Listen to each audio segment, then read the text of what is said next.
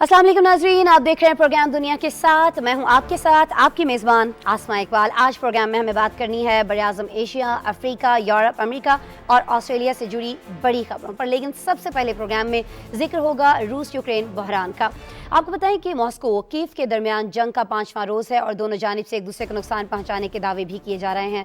अक़वाम मुत्तहिदा की general assembly का हंगामी इजलास भी हो रहा है और ये इजलास यूक्रेन पर हमले की मजम्मत के लिए किया गया, लेकिन रूस ने अपने खिलाफ करारदाद को वीटो कर दिया। दोनों मुल्कों के दरमियान बढ़ती कशीदगी के बाद एक बड़ी और अहम पेशरफ यह भी है कि बेलारूस की सरहद पर दोनों ममालिक के दरमियान मुज़ाकरात का आगाज़ हो गया है। यूक्रेन ने रूस से फौरी जंग बंदी और अपनी फौजें वापस बुलाने का मुतालबा किया है। दोनों जानिब से क्या दावे और मुतालबात किए जा रहे हैं, पहले इस पर आपको एक रिपोर्ट दिखाते हैं, फिर हमारे साथ गेस्ट मौजूद होंगे, उनसे हम जानेंगे जी कि क्या सूरत हाल है दोनों ममालिक के दरमियान इस वक्त।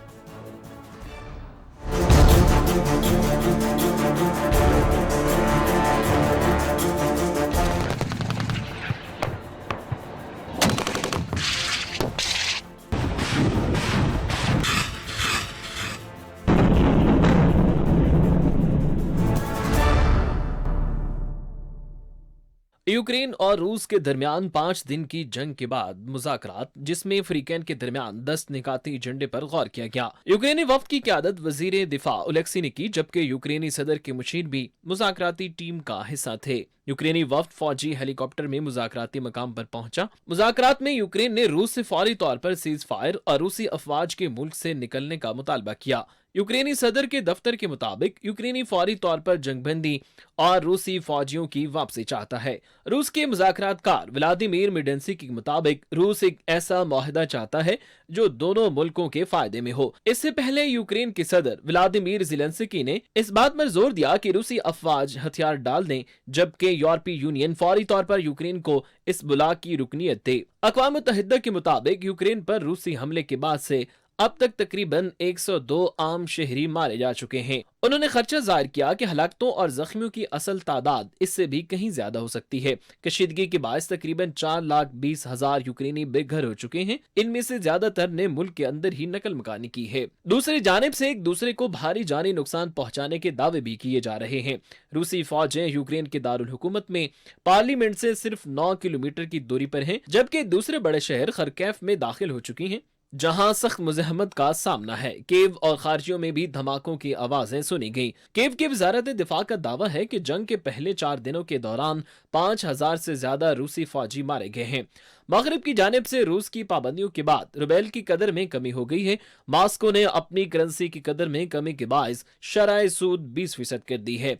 रूसी सदर पुतिन के तर्जमान ने भी वजाहत दी कि जौहरी फोर्सेज को खुसूसी अलर्ट पर रखने का हुक्म बरतानी वजीर खारजा के बयानात का जवाब था। यूक्रेन रूस में अस्करी कुव्वत के लिहाज से दोनों ममालिक का मवाजना नहीं किया जा सकता, क्योंकि रूस दुनिया की दूसरी बड़ी अस्करी कुव्वत और कैफ से ज्यादा ताकतवर है। मौजूदा सूरत हाल में ऐसे ममालिक हैं जो रूस के खिलाफ दिफा के लिए यूक्रेन को असला और दीगर अस्करी सामान फराहम कर रहे हैं, जिनमें अमरीका, बरतानिया, France, Netherland, Germany, Canada, Sweden, Belgium, पुर्तगाल, यूनान और रोमानिया शामिल हैं। चीन समेत दीगर आलमी रहनुमा फ्रीकैन पर जोर दे रहे हैं कि बढ़ती कशीदगी को मुज़ाकरात के जरिए हल किया जाए।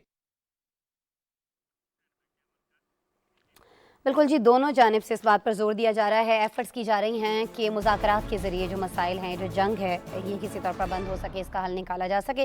डॉक्टर करीमुल्लाह साहब हमें ज्वाइन कर रहे हैं, माहिर बैनुल अक़वामी उमूर के। उनसे हम बात करेंगे, उनसे जानेंगे कि ये मुज़ाकरात जो हैं इसका कोई फ़ायदा होने वाला है या नहीं। लेकिन बहरहाल ये तो जैसा कि आप सबके इल्म में है कि मॉस्को और कीव के दरमियान जो जंग है इसका आज 5वां रोज़ था।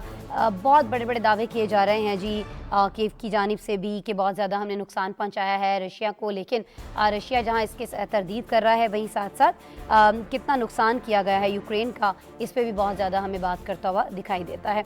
बहरहाल मुज़ाकरात ही ज़ाहिर है इसका हल हो सकते हैं अगर इस जंग को रोकना है और दोनों जानिब से अगर ये ख्वाहिश मौजूद है। वगरना बातें तो ये की जा रही हैं कि जो व्लादिमीर पुतिन हैं रशियन प्रेसिडेंट, वो तो ये चाह रहे हैं कि जंग जो है इसको एटमी जंग में तब्दील कर दिया जाए। कहीं ना कहीं वो एटमी हथियार जो है उनको भी इस्तेमाल करना चाह रहे थे या चाह रहे हैं, इस पर भी बहुत सारी कयास आराइयाँ हो रही हैं। लेकिन अभी जिस तरह से आप जानते हैं कि अक़वाम मुत्तहिदा की जनरल असम्बली का हंगामी इजलास हुआ, इसमें यूक्रेन पर हमले की मजम्मत भी की गई थी, लेकिन रूस ने अपने खिलाफ जो पेश होने वाली करारदाद है उसको वीटो कर दिया। ज़ाहिर है जी, वीटो पावर उसके पास मौजूद है और वो अपने लिए इस्तेमाल नहीं करेगा तो फिर कहाँ करेगा। बहुत सारे ममालिक के लिए भी अक्सर वो ये वीटो पावर जो है यूज़ करता रहा है, उनको महफूज बनाता रहा है, लेकिन आज उसने ये वीटो पावर जो है ये अपने लिए इस्तेमाल की। देख हम ये रहे हैं कि जो बढ़ती हुई कशीदगी है जिसको कम करने के लिए बहुत सारे ममालिक दूर दूर से ही सही एफर्ट ज़रूर कर रहे थे। अब इसमें एक बड़ी अहम पेशरफ्त हुई है कि बेलारूस की सरहद पर दोनों ममालिक के दरमियान मुज़ाकरात जो हैं उनका बाकायदा आगाज़ हो चुका है। इन्हीं मुज़ाकरात पे बात करेंगे जी। डॉक्टर कलीमुल्लाह साहब हमें ज्वाइन कर रहे हैं, माहिर हैं बैनुल-अक़वामी उमूर के, वीडियो लिंक पे हैं, उन्हें वेलकम करते हैं। अस्सलाम वालेकुम डॉक्टर कलीमुल्लाह साहब। अस्सलाम वालेकुम व्यूअर। मैं आप लोगों की डिस्कशन सुन रहा था। जी जी। अगर आप प्रिसाइजली क्वेश्चन पुट अप करें तो मैं उसको फिर क्वेश्चन रिप्लाई डॉक्टर करता साहब हूँ। मेरा यही है कि ये जो दोनों ममालिक के दरमियान अब मुज़ाकरात का आगाज़ हो रहा है, हो चुका है, इससे कुछ हासिल होगा? ये जंग रुक पाएगी? मामलात बेहतर हो पाएंगे? दोनों जानिब से जो मुतालिबात हैं, किसके मुतालिबात माने जाएंगे, माने भी जाएंगे या नहीं, कुछ हासिल नहीं होगा इनसे? असल में जब भी किसी जंग के बाद इस तरह के मुज़ाकरात स्टार्ट होते हैं तो सबसे पहली जो कंडीशन जिसके ऊपर दोनों पार्टीज एग्री करती हैं वो सीज फायर है। अगर आप अभी तक देखें कि सैटरडे को ऑफर आई थी रशिया की तरफ से, पहले यूक्रेन की तरफ से एतराज़ ये आया था कि वो बेलारस में ये डायलॉग नहीं करेंगे क्योंकि यूक्रेनियन जो गवर्नमेंट है वो ये समझती है कि बेलारस से उनकी तरफ से अटैक हुआ है। तो यूक्रेनियन गवर्नमेंट का ख्याल था कि वो किसी न्यूट्रल प्लेस के ऊपर डायलॉग करेंगे। लेकिन इवेंचुअली फिर इंटरनेशनल प्रेशर के बाद बेलारस में डायलॉग स्टार्ट हुए।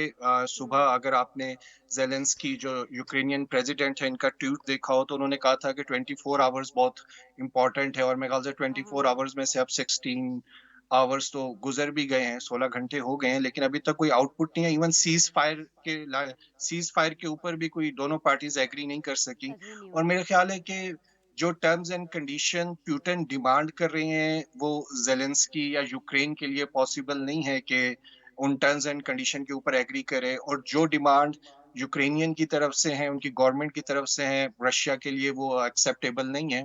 तो मेरा ख्याल है कि अनलेस कोई थर्ड पार्टी बीच में मीडिएटर के तौर पर जब तक नहीं आती तो ये दोनों पार्टीज किसी नतीजे पर नहीं पहुंचेंगी। और मुझे तो यही लग रहा है कि दोनों पार्टीज अपनी पोजीशन बेहतर कर रही हैं, डायलॉग के जरिए से टाइम लेकर अपनी प्लानिंग को बेहतर कर रही हैं, ठीक है। पोजीशन बेहतर कर अच्छा, रही हैं, ये और भी हो कहा जा सकता है रहा है यूक्रेन की जानिब से कि ये या इन मुज़ाकरात से पहले, बिल्कुल चंद घंटे पहले, रूसी सदर व्लादिमीर पुतिन ने जिस तरह से न्यूक्लियर फोर्स को जंग के लिए फौरी तौर पर तैयार होने का हुक्म दिया था, ये वो एक कोशिश थी जो असरअंदाज होने की थी इन मुज़ाकरात के ऊपर, अपना दबाव बढ़ाने के लिए थी यूक्रेन के ऊपर। अभी सर ये फरमा दीजिएगा कि कितना दबाव है दोनों ममालिक के ऊपर? मैं चाहूँगी कि बात करें रशिया के ऊपर, उन पाबंदियों का जो उसके ऊपर लगाई जा रही हैं अमेरिका की जानिब से, यूरोपीय ममालिक की जानिब से, और यूक्रेन के ऊपर उस जंग का कितना दबाव है जिसके ऊपर मुसल्लत की गई है, और फिर जिस तरह से ये न्यूक्लियर फोर्स को तैयार रहने के लिए कहा गया है, ये कितना असरअंदाज हो सकता है इन मुज़ाकरात के ऊपर? यूक्रेन कितना प्रेशर में आ सकता है और चीज़ें मान सकता है रूस की? अच्छा, एक चीज के जो न्यूक्लियर वेपन होता है वो डेटरेंस के लिए होता है, वो यूज के लिए नहीं होता। तो जो रशिया की तरफ से धमकी आई थी और उन्होंने अपनी जो न्यूक्लियर फोर्स थी उनका जो थ्रेट अलर्ट लेवल था उसको उन्होंने रेज किया था। तो मेरे ख्याल से ये ज्यादा सिंबॉलिक है। ठीक है, जो अपोनेंट है उसके ऊपर एक प्रेशर क्रिएट करने के लिए एक सिंबॉलिक टैक्टिक है जो कि रशियन जी। प्रेसिडेंट की तरफ से यूज की गई। प्रेशर दोनों साइड्स पे है। मेरे ख्याल है रशिया के ऊपर थोड़ा प्रेशर ज्यादा है। रशिया के ऊपर प्रेशर ज्यादा इस वजह से है क्योंकि जो मुबसरीन थे उनका ख्याल था कि संडे तक जो यूक्रेन का कैपिटल है कीव, ये रशियन कंट्रोल में चला जाएगा। वो वैसा नहीं हुआ, हमने देखा आज संडे गुजर गया, अभी तक वहां पे फाइटिंग है, वो चल रही है। फिर चीन और इंडिया की तरफ से और जर्मनी की तरफ से, चले जर्मनी तो फिर दूर है, लेकिन चाइना की तरफ से भी जो सपोर्ट रशिया को मिलनी चाहिए थी जिस लेवल पे, हमने देखा कि वो नहीं मिली। आपने देखा कि अभी जो यूनाइटेड नेशन सिक्योरिटी काउंसिल है اس میں جب ریزولوشن کے اوپر کاؤنٹنگ ہوئی تو اس میں چائنا اور انڈیا دونوں نے ایبسٹین کیا. میں ایکسپیکٹ یہ کر رہا تھا کہ شاید انڈیا تو ایبسٹین کرے گا لیکن چین جو سا ہے وہ اپنا ووٹ رشیا کے فیور میں دے گا، لیکن ایسا نہیں ہوا. پھر آج جب میں دیکھ رہا تھا تو جو چائنا کے دو بڑے بینک ہیں انہوں نے یوکرینین کموڈٹی مارکیٹ کے لیے جو ایل سی ہے وہ اوپن نہیں کی. اس کا مطلب یہ کہ جو امریکہ اور یورپ کی طرف سے رشیا کے اوپر پابندیاں لگائی گئی ہیں چین بھی ان کو فالو کر رہا ہے. تو اگر چین بھی ان کو فالو کر رہا ہے اور انڈیا کی طرف سے بھی جتنی سپورٹ رشیا ایکسپیکٹ کر رہا تھا اتنی نہیں آ رہی تو میرے خیال سے رشیا کے اوپر پریشر زیادہ ہوگا. یوکرینین سائڈ کے اوپر جو پریشر ہے وہ یہ کہ وہ اپنے آپ کو سکسیسفلی کچھ دنوں تک ڈیفینڈ کر لے. اگر میرے خیال ہے 1 ویک یا 2 week Ukrainian military Russian troops کو کیپٹل سے باہر رکھتی ہے تو پھر رشین ٹروپس کے اوپر کافی پریشر آ جائے گا، رشین سائڈ پہ زیادہ پریشر آ جائے گا. ٹھیک ہے. اچھا یہ بتا دیجیے گا کہ یہ جو روس کا مالیاتی نظام ہے جس قسم کی پابندیوں کے ذریعے اس کو متاثر کیا جا رہا ہے، امریکہ اور یورپ کی جانب سے ہم دیکھ رہے ہیں کہ جو پابندیاں لگائی گئی ہیں وہ کوئی عام اقتصادی پابندیاں نہیں ہیں بلکہ اسے اقتصادی جنگ کے طور پر دیکھا جا رہا ہے. آپ کیا سمجھتے ہیں کہ G20 ممالک کے گروپ سے تعلق رکھنے والے کسی ایک ملک کے مرکزی بینک کو چونکہ پہلی بار نشانہ بنایا گیا ہے، کس طرح سے یہ دنیا پر اور خاص طور پر غریب ملکوں پر اثرات ڈال سکتی ہے یہ چیز؟ یہ پابندیاں سوئفٹ جو سینکشنز ہیں یہ کافی بھیانک ہیں. ہم نے دیکھا تھا کہ 2012 میں 12 سے لے کر 15 تک یہ سوئفٹ سینکشن ایران کے اوپر رہی تھی اور اس نے ایران کی اکانومی کو بالکل کرمبل کر دیا تھا. تو ابھی اسی طرح کی سینکشن رشیا کے اوپر ہیں لیکن رشیا ان کو اینٹیسپیٹ کر رہا تھا 2014 سے. 2014 سے رشیا امید کر رہا تھا اس طرح کے سینکشنز کی. اسی وجہ سے رشیا ڈی ڈالرائزیشن پہ چل رہا تھا، یعنی وہ اپنے فورن ایکسچینج ریزرو سے ڈالر کو ایکسکلوڈ کر رہے تھے اور اپنے گولڈ ریزروز بڑھا رہے تھے. ان کی طرف سے پریپریشن تو تھی لیکن سٹل ابھی بھی ان کے 50% جو ریزروز ہیں وہ ڈالر اور یورو میں ہیں. اور ان پابندیوں کے بعد آپ نے دیکھا کہ رشین کے تقریباً 50% جو فورن ایکسچینج ریزروز ہیں وہ یوزیبل نہیں رہے. یعنی وہ ریزرو تو رشیا کے ہیں لیکن رشیا اپنے 50% جو فورن ایکسچینج ریزروز ہیں آدھے ریزروز ان کو استعمال نہیں کر سکتا. اس کے بعد آپ نے آج دیکھا کہ جو روبل کرنسی ہے اس میں کوئی 30% کا فال آیا اور آنے والے دنوں میں یہ فال اور زیادہ سیویئر ہوگا. تو میرا خیال ہے کہ انفلیشن رشیا میں بڑھے گا. ماسکو اور سینٹ پیٹرز برگ میں آج کچھ چھوٹے پروٹیسٹ ہوئے لیکن مجھے لگتا ہے کہ اگر رشیا میں اکنامک کنسٹرینٹ بڑھتی ہے اور معاشی حالات خراب ہوتے ہیں تو شاید یہ پروٹیسٹ بھی بڑے لیول پر ہو. تو یہ سینکشن رشیا کو افیکٹ کریں گے کافی حد تک. جو وے آؤٹ ہے رشیا کے پاس اس وقت وہ یہ کہ اگر چائنا کی طرف سے رشیا کو فل فائنینشیل سپورٹ ملتی ہے تو شاید رشیا سیل آؤٹ کر جائے ورنہ رشیا کے لیے مشکل ہوگا. اس میں ایک چائنا چیز مدد یہاں نہیں پہ کرتا ایڈ تو کر دوں رشیا کہ کے لیے مشکلات کھڑی ہو سکتی ہیں. بہت شکریہ ڈاکٹر کلیم اللہ صاحب، آپ ہمارے ساتھ موجود تھے، ماہر ہیں بین الاقوامی امور کی بات کر رہے تھے جی رشیا اور یوکرین کے درمیان جاری اس جنگ کے حوالے سے. بہت شکریہ سر آپ کے وقت کے لیے. پروگرام میں ہمیں آگے بڑھنا ہے جی اور اب ہمیں رخ کرنا ہے افغانستان کا. افغانستان سے ایک اچھی خبر آئی ہے بڑے عرصے کے بعد. خبر یہ ہے کہ افغانستان کی جو مرکزی یونیورسٹیز ہیں ان کو مکمل طور پر کھول دیا گیا ہے. مرد اور خواتین کے علیحدہ علیحدہ کلاسز ہو رہی ہیں. مخلوط نظام تعلیم جو ہے البتہ اس کو ختم کر دیا گیا ہے. افغانستان میں یہ یونیورسٹیز طالبان کے اقتدار میں آنے کے بعد سے بند ہوئی تھیں. افغان طالبان حکومت کے اقدامات سے دنیا کو یہ پیغام دیا جا رہا ہے کہ وہ خواتین کی تعلیم کے خلاف نہیں ہیں. وہ بھی چاہتے ہیں کہ خواتین تعلیم حاصل کریں، آگے بڑھیں اور ملک کی تعمیر و ترقی میں اپنا کردار ادا کریں. ناظرین، افغانستان کی یونیورسٹیز کھلنے کے بعد طالبات کتنی دلچسپی لے رہی ہیں تعلیم حاصل کرنے میں، ان کی فیملیز کتنا ان کو الاؤ کر رہی ہیں کس طرح کے ماحول کے اندر جب بہت زیادہ تناؤ بھی دکھائی دیتا ہے. ایون یونیورسٹیز کے ماحول کے اندر بھی جب جہاں پر مخلوط تعلیم تھی، کو ایجوکیشن تھی، اس کو الگ کر دیا گیا ہے. خواتین الگ جا رہی ہیں، جو لڑکے ہیں جو بوائز ہیں وہ الگ سے جا رہے ہیں یونیورسٹیز کے اندر. صورتحال کیا ہے پہلے اس پہ رپورٹ دیکھتے ہیں پھر اس پہ مزید بات کر لیتے ہیں.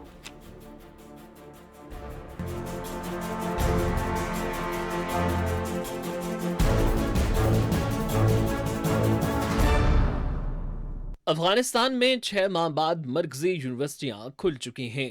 مرد و خواتین کی علیحدہ علیحدہ کلاسز ہو رہی ہیں. وزارت اعلیٰ تعلیم نے تصدیق کی کہ کم از کم 19 یونیورسٹیاں और तालीमी इदारे दोबारा खोल दिए गए हैं। मुल्क की सबसे पुरानी और सबसे बड़ी काबिल यूनिवर्सिटी, जहां गुज़िश्ता साल तक 25,000 तलबा ज़ेरे तालीम थे, वो भी दोबारा खुल गई है, लेकिन तलबा की तादाद काफी कम दिखाई दे रही है। अंग्रेजी अदब के 56 तालिब इल्मों में से सिर्फ 7 तालिब इल्म आए।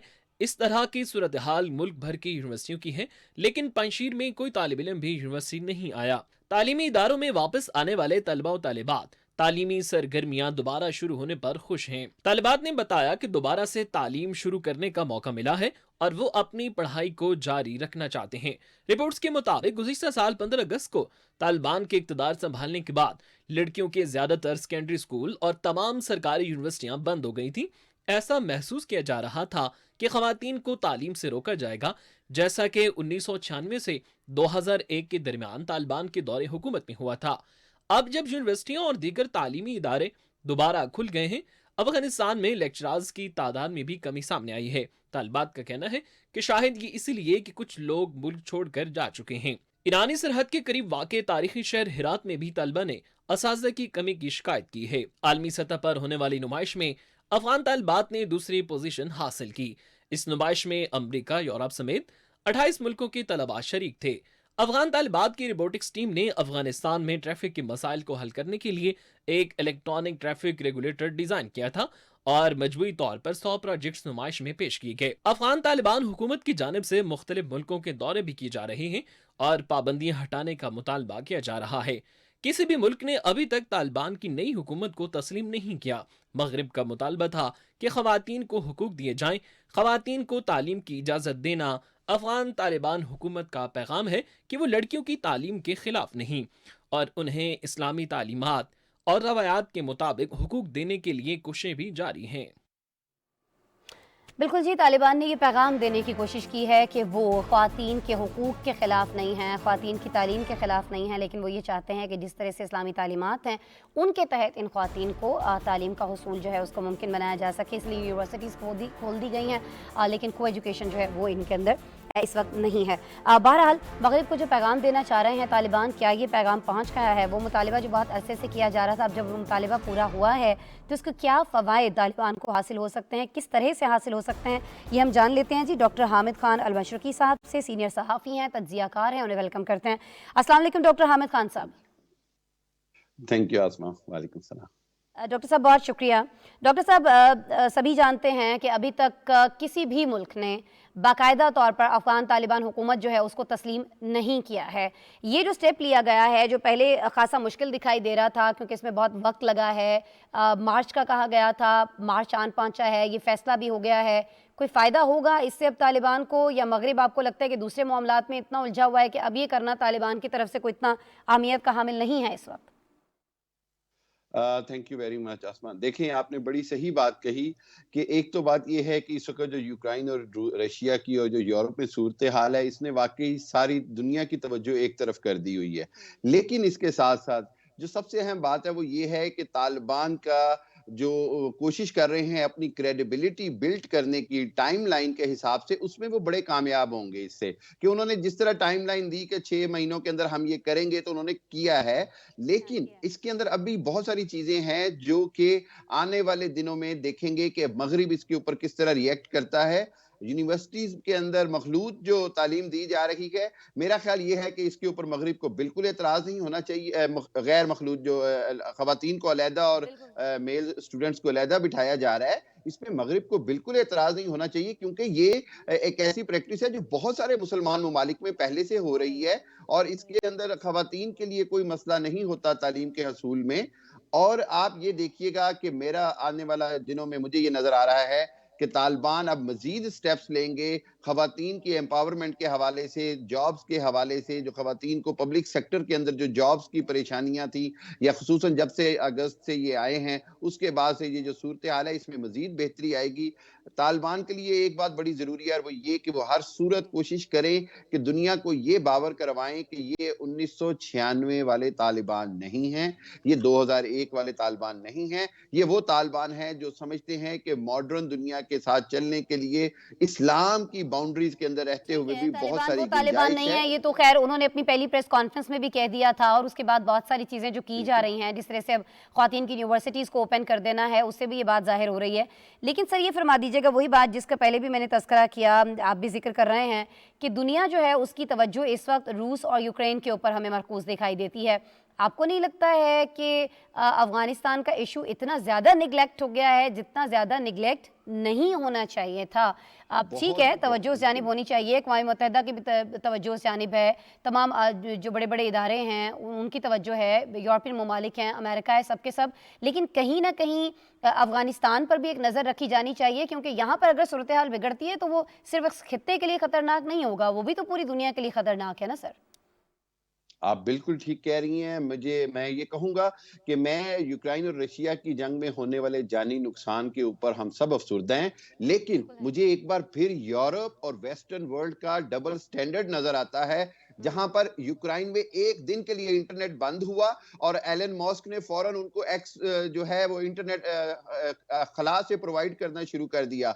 कश्मीरियों के लिए पिछले 3 साल से इंटरनेट बंद है और दुनिया को उनका बुनियादी हकूक का एहसास नहीं होता। इसी तरह जब अफगानिस्तान की बात आती है, अफगानिस्तान में 2.5 लाख बच्चे जो हैं उनकी जान से जाने का खतरा है। बहुत बड़ा अलमिया जन्म ले रहा है, हजारों लाखों लोगों की जान जाने का खतरा है, लोगों के पास खाने के लिए वसाइल नहीं है। लेकिन जब बदकिस्मती ये है कि चूंकि ये मुसलमान ममालिक हैं और इसको यूरोप अब अफगानिस्तान को फिर एक बार डिसऑन्ड करके छोड़ चुका है, तो इस हवाले से ये यूरोप का जो डबल स्टैंडर्ड है, इसकी कीमत खुद यूरोप को भी चुकानी पड़ेगी अगर आने वाले वक्तों में अफगानिस्तान की सूरत हाल पर तवज्जो ना दी गई। मैं बार बार ये बात कहता हूं कि अफगानिस्तान के अंदर अमन के लिए सबसे बड़ी चीज जो जरूरी है वो ये कि अफगानिस्तान का मुआशी स्टेबिलिटी बहुत जरूरी है, मुआशी इस्तेहकाम जरूरी है, वरना ये जो इसका जो फायर बैक होगा वो फिर एक बार पूरी दुनिया काम को के अपनी ऊपर तो लपेट में देखिए ना, जिस दिन से तालिबान हुकूमत ने इक़्तिदार संभाला है, जिस तरह से भी संभाला है, उसको माना जा रहा है नहीं माना जा रहा है वो अपनी जगह एक बहस है।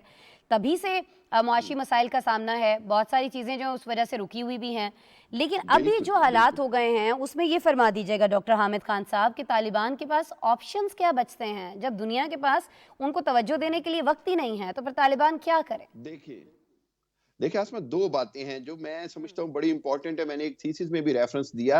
एक तो बात ये है कि इनको मुस्लिम दुनिया की तरफ भी तवज्जो करनी चाहिए तालिबान को, और उन ममालिक को कोशिश करनी चाहिए दोबारा से एग्री करें और कन्विंस करें, जैसे सऊदी अरब हो गया, यूएई हो गया, ईरान हो गया, पाकिस्तान हो गया, कि मुसलमान ममालिक, तुर्की हो गया, मलेशिया हो गया, बिल्कुल कतर हो गया, इन ममालिक को कोशिश करे कि ये ममालिक तो इसको सफारती तौर पर मान ले, इसकी हुकूमत को माने, क्योंकि अभी तक जिस तरह आप भी कह रही थी कि एक भी मुल्क ने तालिबान की हुकूमत को माना ही नहीं है। तो इसके हवाले से तालिबान को थोड़ी सी पॉलिसी भी चेंज करनी पड़ेगी और साथ साथ दुनिया को ये मुस्बत पैगाम देना पड़ेगा कि हम ये चाहते हैं कि हमारे जो मुआशी मसाइल है उसको हल किया जाए और हम बैनुल अक़वामी कवानीन की पासदारी करेंगे, चाहे वो ख़वातीन की हकूक़ हों, चाहे वो बच्चों के हकूक़ हों, चाहे वो दूसरे मामलात हों, अक़लियतों के हकूक़ हों, तालीम के मौक़े हों।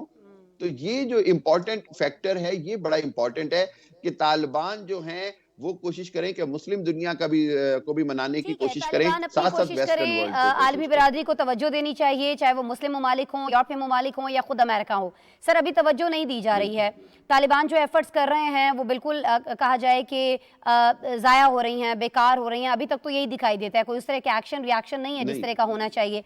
आपको नहीं लगता है कि अभी जो सिचुएशन है इसमें जो कुछ ऐसी कुव्वतें हैं जो नहीं चाहती हैं कि स्टेबिलिटी आए अफगानिस्तान के अंदर, सूरत हाल वहां पर बेहतर हो, वो इसका फायदा उठा सकती हैं? बिल्कुल ऐसे ही है, और इसमें कोई ढकी छुपी बात नहीं है कि हमारा हमसाया भारत किसी सूरत नहीं चाहता कि अफगानिस्तान में स्टेबिलिटी आए, इसीलिए बहुत कोशिश की गई कि पंजशेर में हालात मजीद खराब किए जाएं।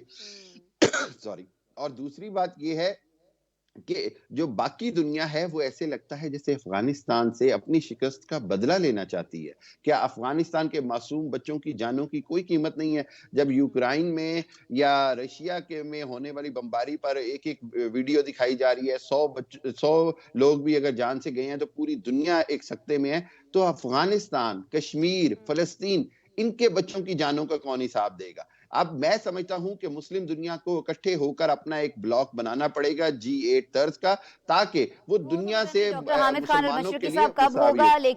لیکن ابھی جو سچویشن دکھائی دے رہی ہے وہ یہ ہے کہ یہاں حالات جو ہیں وہ بہت زیادہ خراب ہوتے جا رہے ہیں، اتنے محدود وسائل ہیں، معاشی حالات بالکل وہ کہتے ہیں نا زبوں حالی کا شکار ہے یہاں کی معیشت جو ہے، اس کے باوجود طالبان جو کر سکتے ہیں وہ کر رہے ہیں، لیکن دنیا کو جو کرنا چاہیے، جو وعدے کیے گئے تھے کہ آپ یہ چیزیں کر لیں تو ہم آپ کے لیے کچھ کر دیں گے، وہ نہیں کیے جا رہے۔ اور مسلم امہ کی بات تو آپ نے خود ہی کر لی کہ جی بنانا چاہیے G8 طور پہ کچھ، لیکن وہ ہوتا ہوا دکھائی نہیں دے رہا، افسوسناک بات ہے یہ۔ بہرحال ڈاکٹر حامد خان المشرقی صاحب سینئر تجزیہ کار ہیں، سینئر صحافی ہیں، وقت نکال رہے تھے میرے شو کے لیے، سر بہت شکریہ آپ کا۔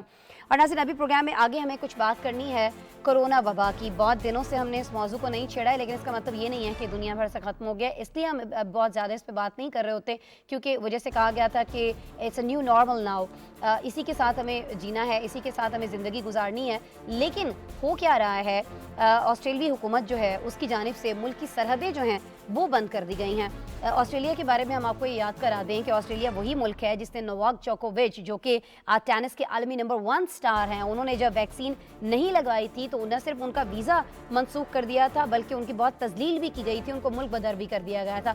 لیکن آسٹریلوی حکومت نے کرونا کے خلاف اتنے سخت اقدامات اٹھائے ہیں، اس کے باوجود ہم یہ دیکھ رہے ہیں کہ یہاں اب بہت زیادہ کیسز بڑھتے چلے جا رہے ہیں، اور یہی وجہ ہے کہ اب جب سرحدیں مختلف ممالک کی کھول دی گئی ہیں، دنیا کے اندر آسانی ہو گئی ہے، تو مغربی آسٹریلیا آنے والے 4 سیاحوں میں جب کرونا وائرس کی تصدیق ہوئی ہے تو اس پر ریاست نے پابندیاں سخت کرنے کا عندیہ دے دیا گیا ہے۔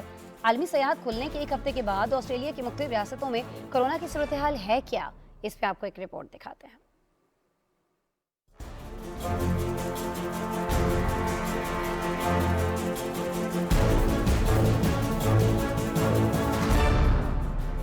آسٹریلیا میں عالمی سیاحت کے دروازے کھلنے کے بعد خدشہ ظاہر کیا جا رہا تھا کہ ملک میں کورونا کیسز بڑھ سکتے ہیں، لیکن گزشتہ ایک ہفتے کے دوران کورونا کی صورتحال کئی ریاستوں میں بہتری کی طرف جا رہی ہے۔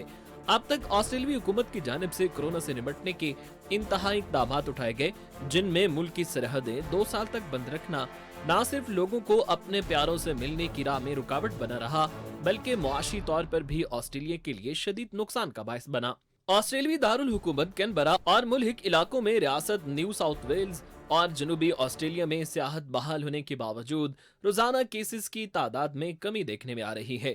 ریاست تسمانیہ میں صرف 11 کیسز رپورٹ ہوئے، جبکہ ہسپتالوں کے انتہائی نگہداشت میں اب کوئی بھی مریض زیر علاج نہیں۔ آسٹریلوی ریاست وکٹوریا میں 5,500 کیسز رپورٹ ہوئے۔ یہ گزشتہ دنوں رپورٹ ہونے والے کیسز میں اضافے کے باوجود ریاست میں ایکٹیو کیسز کی تعداد گھٹتی جا رہی ہے۔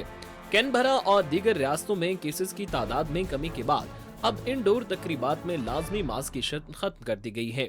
نیو ساؤتھ ویلز میں ہائی اسکول سے لے کر کنڈر گارڈن کے بچوں تک لازمی فیس ماسک کی شرط پہننا بھی ختم ہے۔ انڈور تقریبات، کام کرنے کی جگہ، تعلیمی اداروں اور ہوٹلوں وغیرہ میں بھی ماسک پہننے کی شرط ختم کر دی جائے گی۔ لیکن مغربی آسٹریلیا میں اب بھی کورونا کی صورتحال جلد بہتری کی طرف جاتی دکھائی نہیں دے رہی۔ مغربی آسٹریلیا میں مسلسل کئی دنوں سے 1000 سے زائد کیسز رپورٹ ہوتے آ رہے ہیں۔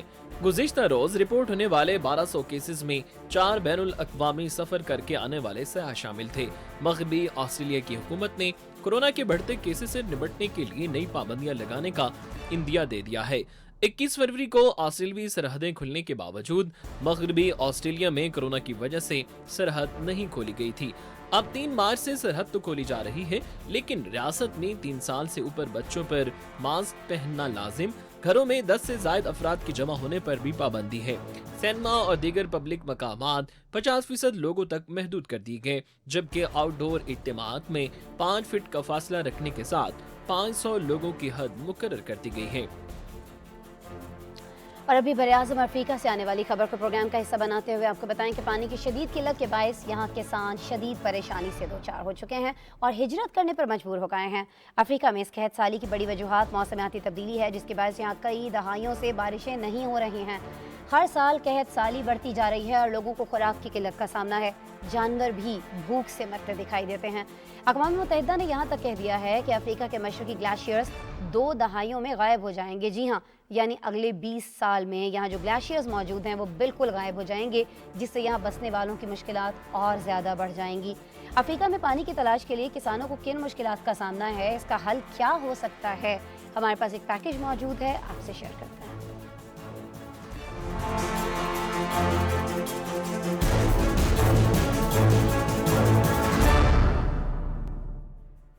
अफ्रीका में मौसमियाती तब्दीलियों के बायस मकीनों की मुश्किलात बढ़ती जा रही हैं।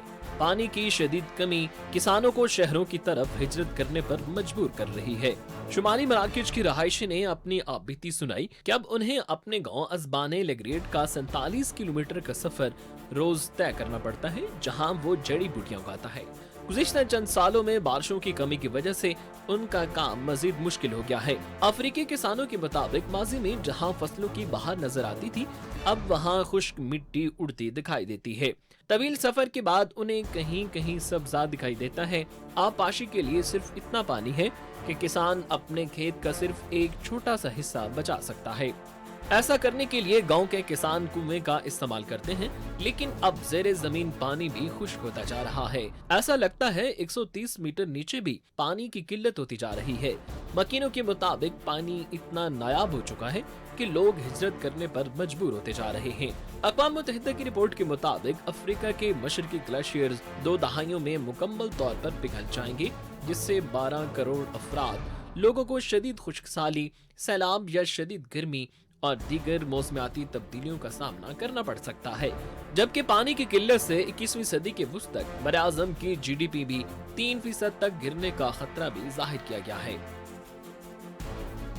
जनूबी अफ्रीका हमें चलना है, जनूबी अमेरिका चलना है, जहां मुल्क कोलंबिया से खबर ये आ रही है, जैसे कि आप जानते हैं सोने, कोयले और पेट्रोलियम मसनूआत की नेमत से ये एरिया माला माल है, लेकिन जो लोग कानकनी की सनत में काम करते हैं उनकी ज़िंदगियां हर वक्त दाव पर लगी रहती हैं। कोलंबिया के शहर बोगोटा में कोयले की कान में होने वाले धमाके से 11 कारकुन हलाक, जबकि 4 कारकुनों के लापता होने की इत्तलात हैं। कोलंबिया में 230 से ज़ायद गैर कानूनी कानें हैं, जहां काम करने वाले मजदूरों के लिए हिफाजती इक़दामात सिरे से ही नहीं किए जाते हैं। हर साल सैकड़ों कानकन ऐसे हैं जो हादसात में अपनी जान गंवा बैठते हैं। सिर्फ अगर गुज़िश्ता साल की नाज़रीन हम बात करें तो कानकनी के 128 हादसात पेश आए, जिसमें 148 कानकनों की जान चली गई और रवां साल का 19वां हादसा है। बोगोटा की कान में धमाके की वजह क्या थी और कोलंबिया में कानकनी के शुबे में मसाइल क्या हैं, इनको हल क्यों नहीं किया जा रहा है, क्यों इतनी बड़ी तादाद में ये जो कानें हैं गैर कानूनी ये मौजूद हैं, इनमें काम हो रहा है, इस पर हमारे पास एक डिटेल पैकेज है, आपको दिखाते हैं।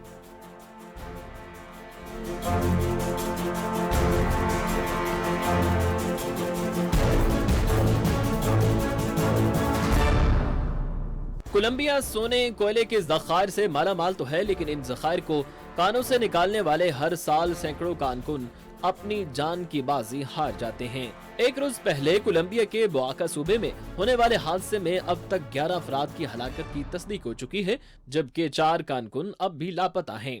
कोलंबियन हुकाम का कहना है कि टास्को में वाक़े कोयले की कान में हादसा मीथेन गैस के जमा होने की वजह से हुआ। ये हादसा रवां साल कोलंबिया के कानों में होने वाला 19वां हादसा था। गुज़िश्ता 2 महीनों के दौरान 19 हादसात में 36 कानकुन हलाक हो चुके हैं।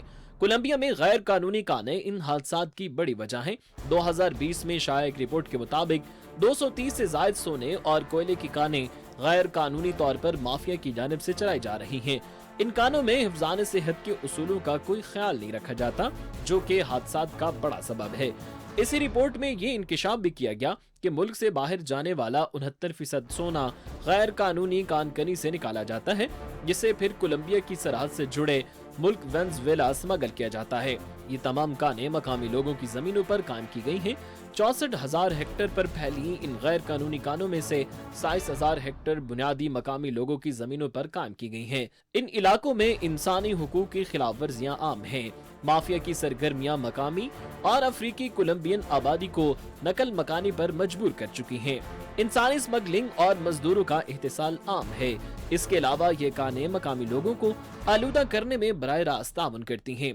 गैर कानूनी कानें माहौलियाती आलूदगी का सबसे बड़ा सबब भी बनती जा रही हैं। कानों में इस्तेमाल होने वाली भारी मशीनरी से कोलंबिया के 5% हिस्से पर मबनी जंगलात का खात्मा हो चुका है। इन इलाकों में जहां ये कानें काम की गई हैं, वहां ज़राअत की पैदावार भी 68% कमी हो चुकी है। नाज़रीन, आज के प्रोग्राम का वक्त खत्म हुआ। कल दोबारा 11:10 पे आपसे मुलाकात हो रही होगी। अपना बहुत सा ख्याल रखिएगा और जाते जाते हमारा सेगमेंट चलते चलते जरूर देखिएगा। यूक्रेन के दारुल हुकूमत में एक जोड़े ने फिजाई हमलों की गूंज में शादी कर ली। रिपोर्ट्स के मुताबिक यारीना और उसके साथी स्वातोस्लावो ने मई में यूक्रेन के दारुल हुकूमत केव के एक रेस्तोरां की छत पर शादी करने का मंसूबा बनाया था, लेकिन उन्हें अपने मंसूबों को जंग के खतरात के पेश नजर तर्क करना पड़ा और जोड़े ने रूस के यूक्रेन के दारुल हुकूमत पर बमबारी के दौरान शादी कर ली। नौजवान जोड़े की अपने मुल्क के लिए लड़ने के लिए खाकी लिबास में जारी तस्वीर भी सोशल मीडिया पर लोगों की तवज्जो का मरकज बन रही है। सऊदी अरब में आसार कदीमा के महकमे ने शुमाली बहर अहमर में 2 सदी पहले डूबने वाले बहरी जहाज से नवादरात दरियाफ्त कर लिए। नवादरात से लदा ये बहरी जहाज 18वीं सदी में सफर के दौरान बहर अहमर में डूब गया था। इस जहाज में छुपे खजाने को ढूंढने के लिए 5 सऊदी गोताखोरों की सरबराही में आसार कदीमा के मिशन ने डूबे हुए जहाज के मलबे को तलाश किया। माहिरीन का कहना है कि मुमकिन तौर पर ये जहाज 18वीं सदी में मरजान की चट्टानों से टकराया होगा, जिसकी वजह से इसके पुर्जे बिखर गए और सामान समुद्र की तह में चला गया। इटली में फैशन की दुनिया का सबसे बड़ा फैशन वीक अपनी रंगीनियां बखेर कर इख्तिताम पसीर हो गया।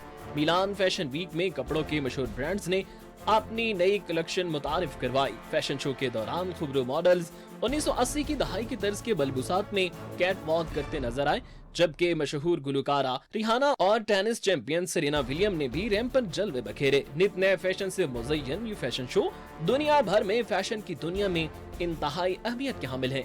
कोरोना की वजह से गुज़िश्ता 2 साल से मान पड़ती रौनकें इस साल बहाल होती भी दिखाई दे रही हैं। स्टार वार्स के शायकीन के लिए ऐसा थीम पार्क कायम कर लिया गया है जहां आने वाले अफराद को ऐसा महसूस होगा जैसे वो किसी कहकशां में छुट्टियां मनाने आ गए हैं। ऑरलैंडो में स्टार वार्स का गैलेक्टिक स्टार क्रूजर यहां आने वाले मेहमानों को एक अफसानी दुनिया में ले जाएगा। गैलेक्टिक थीम पर मबनी इस पार्क में खानों और मशरूबात से तवाज़ु की जाएगी, जबकि इस पार्क में जाने वाले लोग खलाई ड्राउड समेत फिल्म के दीगर किरदारों से भी मुलाकात कर सकेंगे। लेकिन इस पार्क में जाना और रहना इंतहाई महंगा है। इस अनोखे स्टार क्रूजर में सिर्फ 2 दिन ठहरने का किराया $4000 से ज्यादा रखा गया है।